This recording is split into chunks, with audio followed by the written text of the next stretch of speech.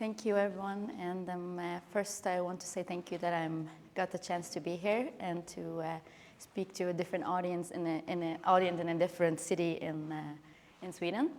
And so I'm here to speak about the impact of games on changing the world's culture, based on my upbringing in North Africa.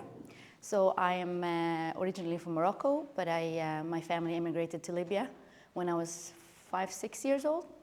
So I grew up in North Africa. And I will mention a little bit about myself right now. I work at the moment for Nordic Game as a representative. I do sales and marketing and community management. I also am a Women in Games ambassador, both in Sweden and in different countries, and then speaker. And then I have my own studio where I do freelance and consultant work. So often when I present myself like this with these titles, people will be like, but you come from North Africa, from Morocco. How come? What's the transitioning in this? How did you get all these titles and here in Sweden? So to tell this story, it's always hard to I have to go back to many years back to the 90s. And let's say this was like, today happened to be my birthday, by the way.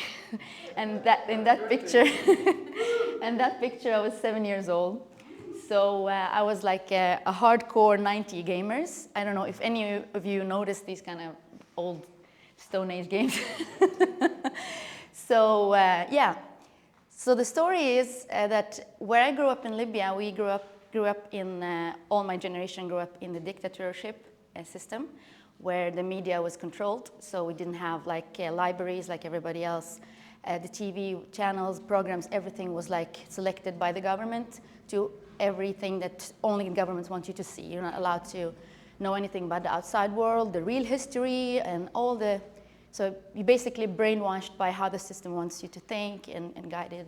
And add up to that, not just the politics, it's also the cultural aspect, which is very, very male dominant.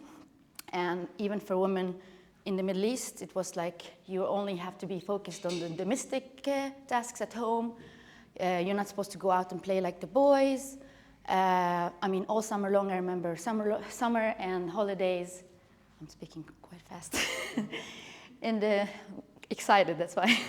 So all the summer holidays and weekends, I could see all the boys are out playing football, doing like physical activities, learning bicycle and all that, while as a girl you should be like protected at home, safe and cooking and doing like women things.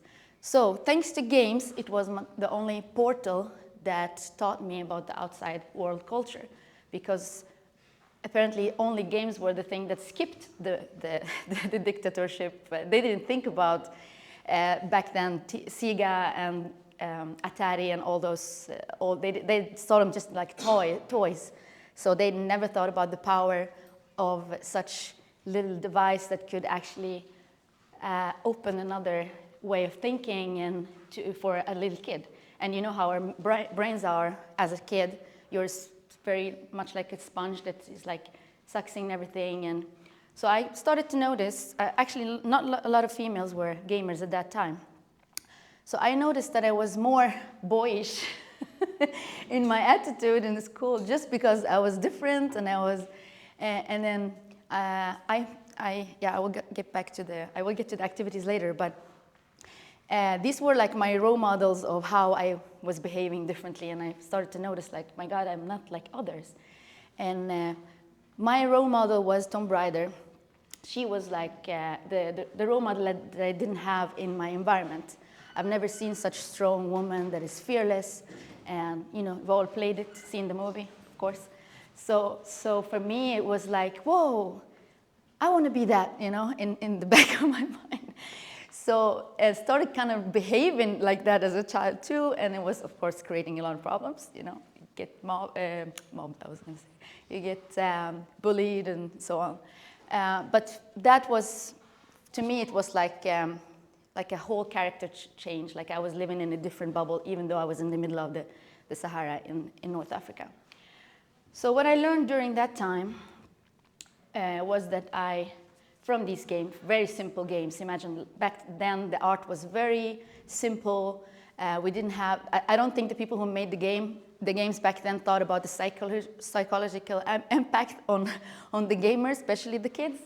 So to me, it was like I felt like I wanted to challenge gender limits, and I wanted to be culture free, and I felt the injustice immediately, like how is it supposed to be this way? Why can't I be like that? And I started to have all these thoughts very early in age.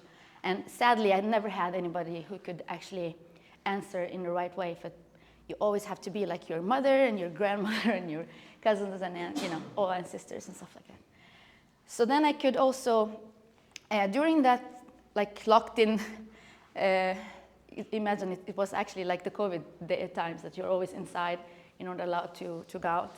So all the activities I was doing indoors, I learned how to play golf in these games, the shooting, billiard, tennis, all these kind of activities that I couldn't play outside. I was like playing them inside.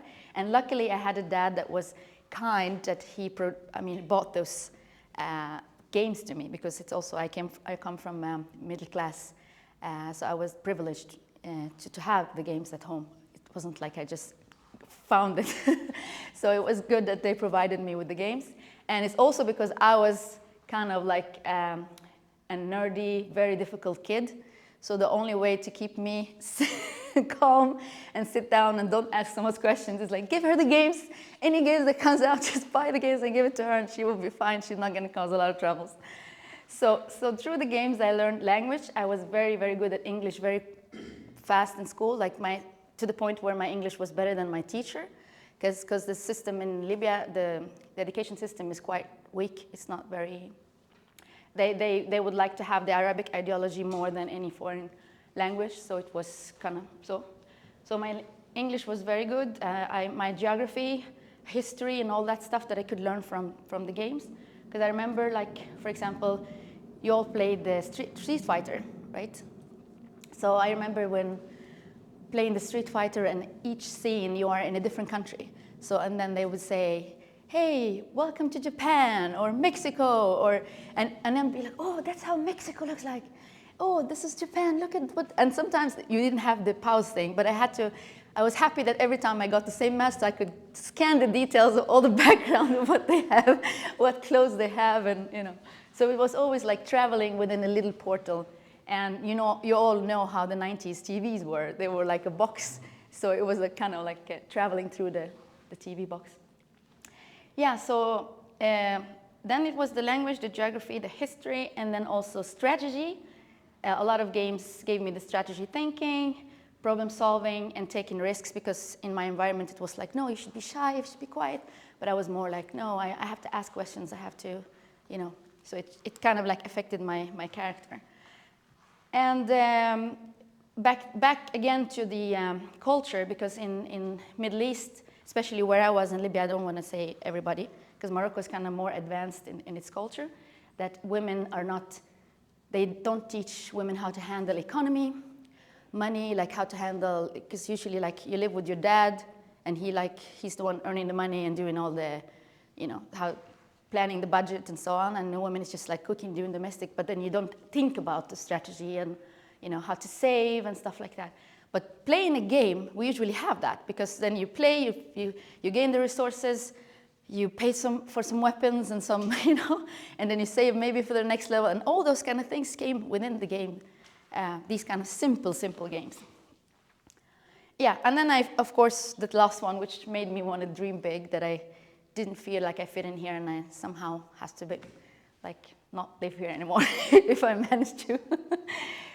So, yeah, and then we go back to, this is also one of the biggest effects of the game, not just the strategy and the language. During being an immigrant in Libya, although both countries are in North Africa, there's a lot of like hidden racism when someone comes from another country. So they always you get bullied if you have like slightly different accent, or your last name sounds weird, like Toufga, for example. it's, it was like always, you can't be from here, you know, and if you're not from here, then they make your life hell. So it was always like the bullying, not only that my character was different, it was also being from Morocco, and then at home, my both parents were separated, so there was some kind of dramas in there as well. And you can see here the little boy being happy. So for me, it was the mental health, the therapist that I could sit with when I played games, and they would say, "You win, you're great," and give you this boost that I haven't had from the outside. So it was kind of like an addictive way to get your happy hormones from at least a machine, but people could not provide that. So that gave me a boost in a way that I was like, at least I'm good at something. At least I'm good at, jumping the Mario, you know, when you play I don't want to go to the details of all the games that back then, So, so these things that happened, all this story, affected my career choice. Because I happened to be one of the one of the girls that had high grades. And by the way, they separate us from school we are not in the same gender. So female, in a certain age, in primary school, you're like only female here and male separated. So, so all these things that I just mentioned affected my career choice. So I was selected to go to medical school, because if you have high grades, it's just medical school or law, or, you know, as a female, you're not allowed to work certain other jobs. And usually they say teacher or doctor. That's all you can work as a female. And sometimes you don't even get the job, so. Yeah, so then they started, in 2006, they opened the first computer science institute. And I made my dad's life hell to change from the medical to the, and I was like, no, I don't want to stay in the medical school. I want to work with this. And my dad had no idea what's computer science. This is like, what is this? This is just another game that you want to work with? And I was like, no. And I was like, no, it's like, it's the future. It's blah, blah, blah. And the internet, you know, came and all that. It was like, boom. And after I made their life hell gave me the approval, of course. And then, and then I was one of the first females in the first class in data, let's say tech. So at that time it was very simple. So it was Visual Basic, and then Java, you know. So, but unfortunately, I never worked with tech, because when I graduated, they said that there's zero chance that they would hire a female. So you would rather use your English skills and work with other jobs. So I forgot totally about working with tech. But thanks to gaming, that I was one of those first women. And then I started talking about it. So next year they had more and more and more. So it continued after that. So now it's like blooming, women studying tech in Tripoli, Libya. So it always takes one crazy person to start, so that the others just follow after. Yeah, so here comes the breaking point. You maybe all knew about Libya, a war, or the Middle East war. They call it the Arab Spring. And it started, I think, in Tunisia, Egypt, Libya, and then Syria.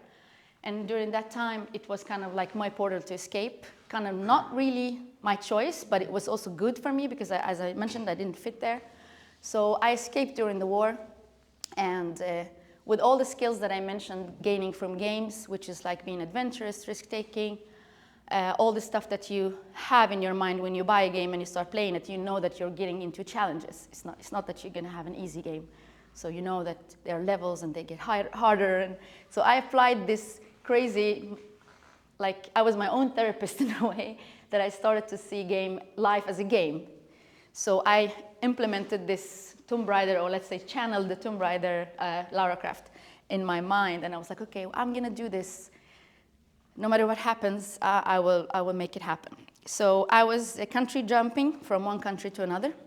So my first escape was Turkey, and then because if you're traveling in a tourist visa, you only have like 90 days in each country. Otherwise, you have to pay. So I was doing like 90 days in each of a couple countries. So it was first Turkey, then it was Brazil, then it was Malaysia, and then Indonesia, and different cities like Bali and Jakarta, Kuala Lumpur, and different places. Nigeria, Ivory Coast, Ghana, and then Tunisia, and then again Turkey, because I had to do like, you know. And thanks to the language that I learned from the games, thanks to the languages, this was in Ivory Coast. I was waiting for some paperwork, and it took forever. So, yeah. So if I was this very simple girl who grew up in Libya with the simplest things that my family provided me, just to cook and clean and not learn any language or any skills, I wouldn't have survived those places. I wouldn't have had that character that I had, or that boost, or that confidence, or whatever that I had. So now I'm like, oh, having goosebumps out of my... So there's no way that I would have the courage to actually live through all those very difficult situations. And this is the first time I get very, yeah. So, because apparently you have to like plan ahead. You have 90 days, you have to work, save for the next flight to go to the next country. And it was a lot of like tactic and strategy and stuff like that, that you have to really think like you're in actually a fucking game that is real, you know, and you're living in it. So it was like that. And yeah, I mentioned the destinations that I went to. So yeah, I go back to, here's like the dates. So thanks to games, I could live on English jobs, English-speaking jobs, from 2009 to 2011. And then in 2012 in Turkey, that's how I came to the game industry. I was working as a representative selling chandeliers to Dubai, because I spoke Arabic and English from Turkey. And then I got this phone call. Oh, we heard about this girl that speaks Arabic and English and used to be a gamer. We're looking for someone you put a price on the salary, you become a product owner, and you translate games. We give you a short course, and then you translate games to Arabic. And I was like, what? Working with games? Is that real? So of course I left everything, and I just like, yeah, it was Peak Games, they still exist, and they also work with Zynga in the States. So that was my real portal to the game industry. So from 2012, I did the localization, and then after that, that's what I mentioned with the Visual Basic 2006. That's Turkey when I was in the Peak Games, and then when I came to Sweden, I traveled to Sweden in 2013. And I went to art school immediately because I already had like some art talents as a kid. I think it must be also picked from the games. So I went to art school, and then I studied after that graphic design, user experience, graphic communication. Yeah, it was good to come to a country where education is provided very easily. So I was like, already, I know I have the capacity for education. I had the wrong education in the past. Let's use this, you know, as a resource. So I was both like stay-home mom, and I was studying. But before that, I got a job at a company that is called, in Sweden, in Sundsvall, it's called Frozen Games. So they were basically just 3 people, and they were looking for someone, and they were happy to find someone who had some sort of knowledge about gaming from Peak Games and who happens to live in Sundsvall. So in this studio, I learned a lot of things. They gave me the freedom to kind of like test my skills and everything. So I was basically sitting with tutorials to learn Unreal 4, and then learning and doing. So within small projects, I learned to do UI, 2D art, UI, and UI animation in Unreal 4. And then also how to write a GDD and all those things that are in the back of the level. I would call it production in overall, because when you are in a startup and it's just 3 people, everybody multitasks just to keep the flow of the work. So that was good. It was very good for me, because imagine from localization going into production assistant, it was the best thing, because I got to learn all the aspects of how the game making is like. So yeah, so that was it. But unfortunately, after 2 years, they went bankrupt. So then I became a mom, and there was this gap where I had to just study. And then when the pandemic came, everybody started to talk about games. This is the future, they're making a lot of money, the game industry is making more money than both music and film combined. Now we have to like start something, and then they started to calling from the north of Sweden where I live, that we want to make union and collect all the people who have some sort of experience in gaming and give them education, and let's start a cluster. I had, like my child was just a few months, but then I started working on projects online with Discord. So I did some small projects with people from Oslo, from Stockholm, without even meeting them. So we did even game jams, and it was happy for me to actually, even though we were like, I was locked in the mom life and the pandemics, but then it was this thing that I was doing at night. I remember like sitting at night when the kids slept, sitting and doing like projects with people that are strangers, basically. And then we won actually the best summer game jam 2001. We did a game that is called Lemonade Apocalypse, and it was about like the environment awareness, and it was like everybody liked it. It's still on stream actually now. So it's mind-blowing from the start to how it was. And then when after the pandemics and when it started to open up, I heard that some people told me, since your skills are wide and you have been doing a lot of things, probably it would be hard for some companies to hire you. Maybe it's better to have a freelance. Then you could be a freelance owned company that you could participate in different projects in different places, because I also happen to have kids in Sundsvall and I cannot move.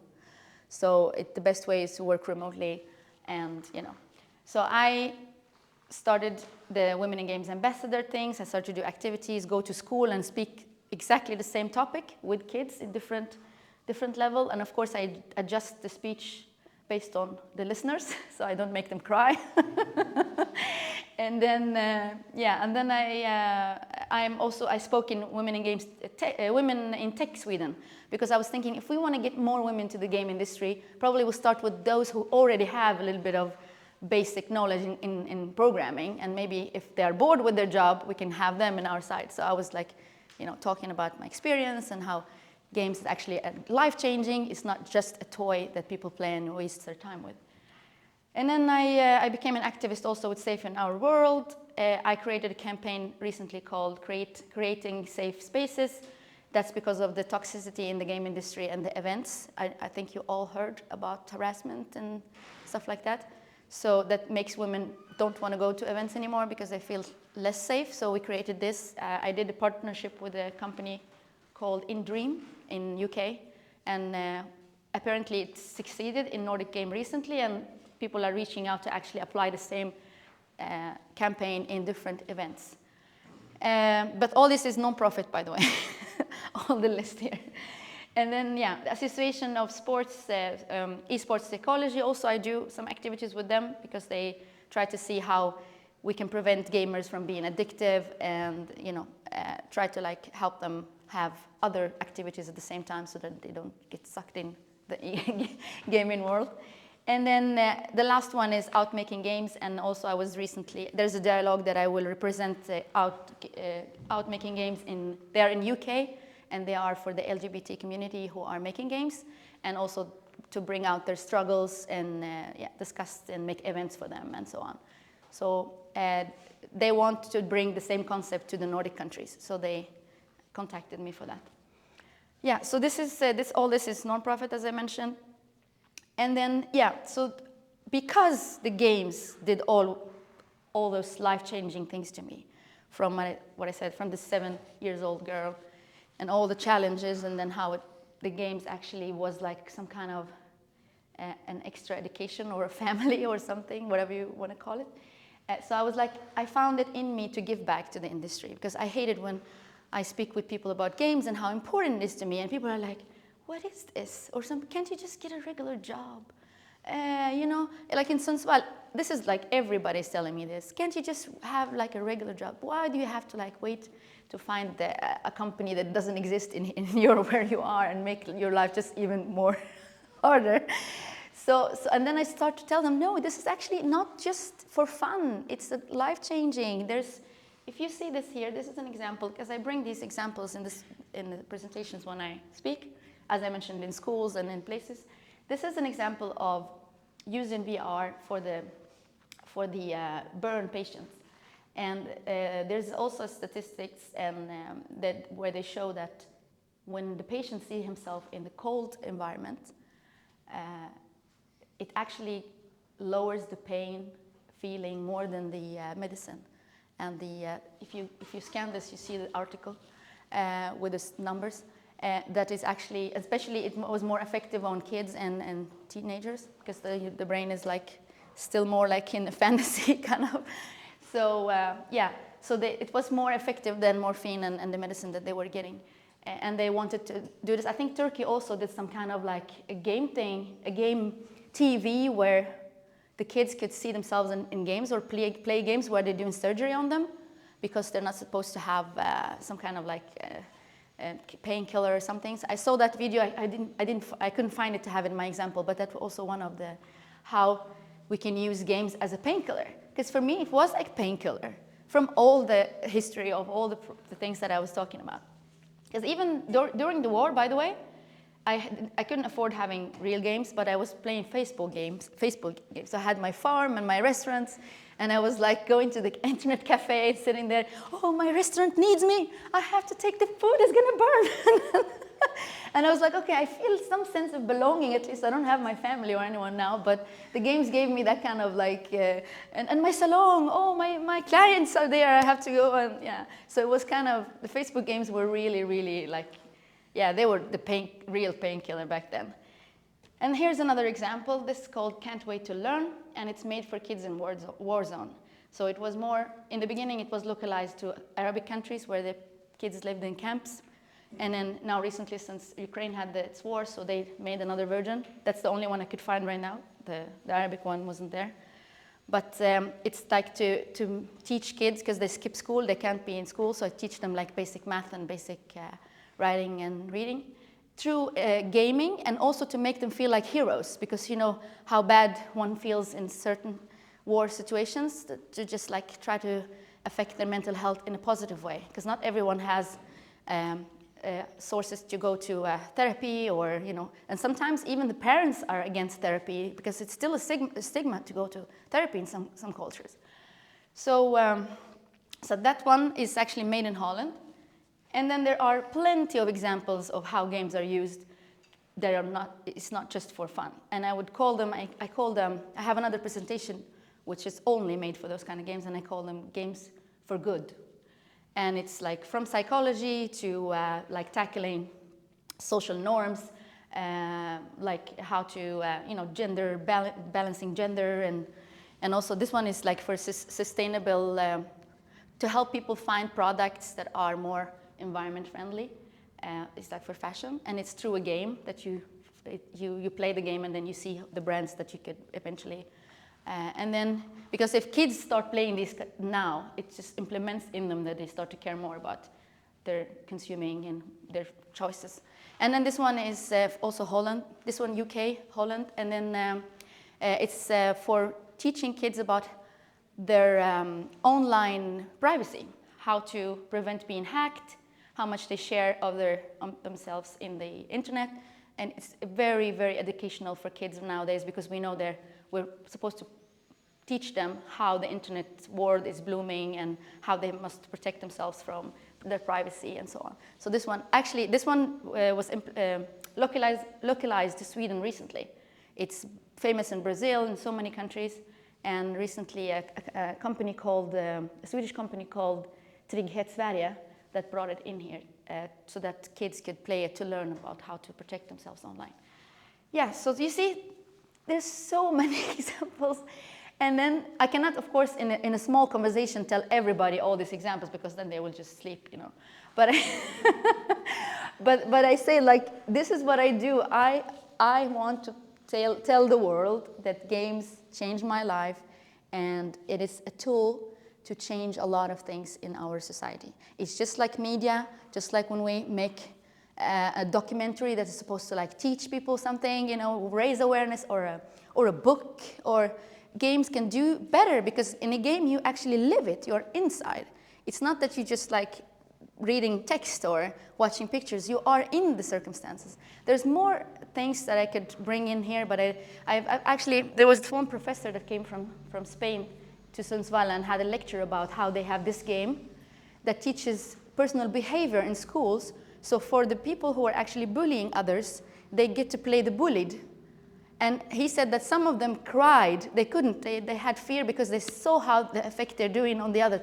It's just crazy. That game was actually, I think the project was so expensive that only private schools could have it. And then he said they tested it in Mexico and some other country. But that is mind-blowing. Just a little, and they did some other game projects even in Iraq, which also very mind-blowing.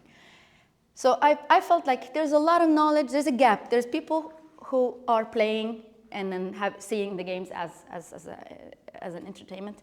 And there are people who have no idea, with all this information being lost in between, and we have somebody, or let's say a union or schools, or who should have bridged these two together and see the value of games. And this event actually did great, because yesterday when I saw the visitors coming from different ages, I was like taking pictures and videos. I was like, look, there is a huge hope that finally people will understand that this is actually, and people who are making the games, they're smart people. It's not that they are like less intelligent or anything. They're high educated. They are, because sometimes also there's this stigma of a gamer and a game maker, that they look different, they're geek, they're nerdy, they're blah, blah, blah. There's this stereotype. But sometimes we have to also lift that these people are real people. They're responsible, they have jobs, they have kids, they have like normal lives. So yesterday was really nice to see people with their kids and older people, and blending there and just being very curious and looking at the designs. And I'm so proud of this city, even though it was, from my side, it was just a tourist city. But then now when I got here and I saw with my own eyes how much great job you guys doing. I don't know how my time is. Maybe I was too fast or something, because I'm so excited. What?